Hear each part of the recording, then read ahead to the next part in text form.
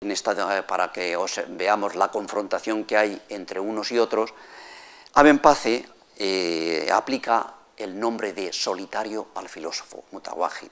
Bueno, pues este nombre de solitario es aplicado por los sufíes al sufismo, al sufí, que busca aislarse de la sociedad, dedicarse a esos ejercicios de concentración, de mística, etcétera, prescindir de la riqueza, prescindir del mundo. Entonces, en ese sentido dice que son solitarios y que son extranjeros en este mundo. Bueno, pues ese nombre lo aplica precisamente Abenpace a los filósofos, o sea, un nombre típico de los sufíes que él aplica a los filósofos.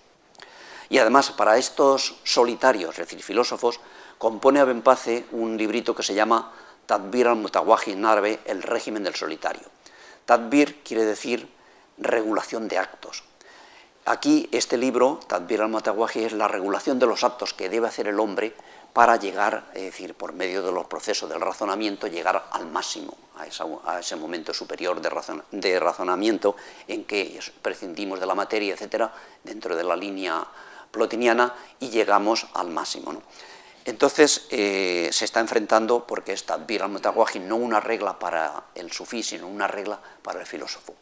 Y luego, por otro lado, esta palabra de Tadbir, que significa organización de uno, libre disposición de los actos de uno, por otro lado, ese término está también en directa confrontación con los sufíes, porque en los textos sufíes se dice que en el Tadbir está la condenación.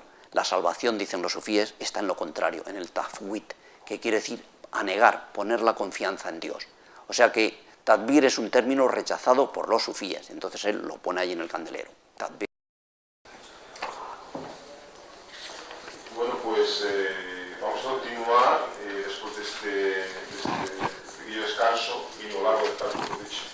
Pero nos han dejado así en el tríngulis, ¿no? Y con el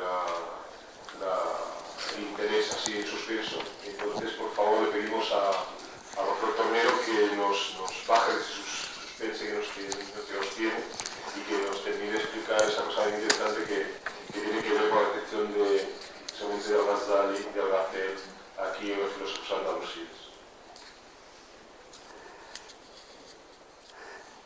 andalusíes. Continuamos. El segundo filósofo en el que influye Al-Ghazali y de una manera directa es Ibn Tufayl.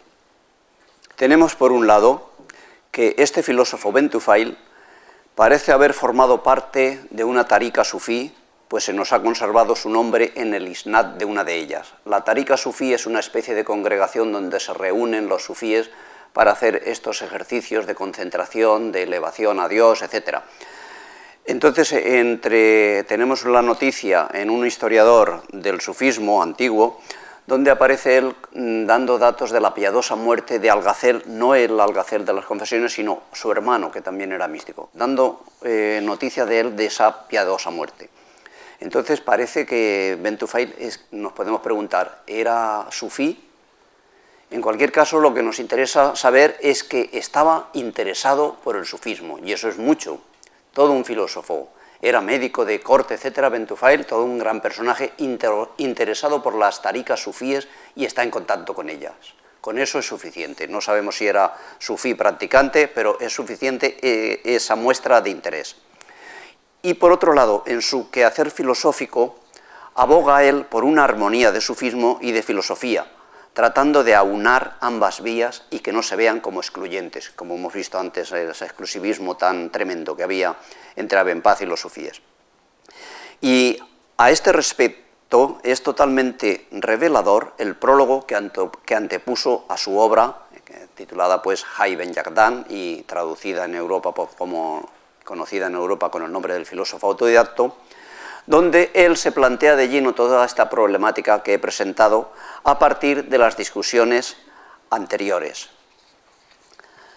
En este prólogo nos habla y cita a varios sufíes y a varios filósofos, hace una especie de historia de la filosofía y entonces nos cita, entre otros autores, pues a Abenpace, a quien critica diciendo que Abenpace, diciendo Ibn Tufayl, que el éxtasis o visión intuitiva no es del mismo grado que el conocimiento discursivo, los dos puntos en litigio. El conocimiento y la felicidad del éxtasis está muy por encima, pertenece a otro orden de cosas. Abenpace, dice Ventufil, el filósofo anterior, tiene un entendimiento fino y desde luego llegó muy alto en sus especulaciones, tanto que alcanzó un estado del conocimiento que él calificó de divino, lo vimos. Sí, pero añade Ventufil, ahora el filósofo este con el que estamos centrados, Ventufil. A este estado que indica Abenpace se llega por el método de la ciencia especulativa y de la investigación racional. Él, sin ninguna duda, lo alcanzó, pero, añade, no lo sobrepasó. O sea que el estadio del razonamiento, vale, es muy importante, él llegó y fue muy fino en sus análisis, pero no lo sobrepasó. Este término de no lo sobrepasó precisamente no estaba bien traducido y lo corregí otros autores y otros traductores y lo habían entendido. Y efectivamente ahora lo entendemos dentro del seno de esta confrontación. Él no sobrepasó el estadio racional, no pasó más allá. Es decir, que para Ventufil el conocimiento discursivo, pese a las alturas a las que llega y a los resultados que consigue, es, no obstante, insuficiente, lo cual no quiere decir que no sea indispensable. Es sin duda un primer paso obligado y necesario. Es decir, que la filosofía, en resumen, es necesaria para Ventufil frente a las pretensiones de los sufíes de que es algo innecesario. Los sufíes dicen, llegamos directamente a la unión con Dios y ahí ya tenemos el conocimiento. No, no. Ventufil es un ilustrado, un filósofo ilustrado, y entonces entiende que la filosofía es indispensable, pero no suficiente, hay que ir más allá. Nuestro autor, pues, defiende a los filósofos, él es un auténtico y genuino filósofo. Ahora bien, sigue diciendo Ventufil, hay que ir más allá de la mera filosofía discursiva que propone Abenpace, y en esto se nos muestra Ventufil, pues, más plotiniano, hay que pasar a otro estadio más allá.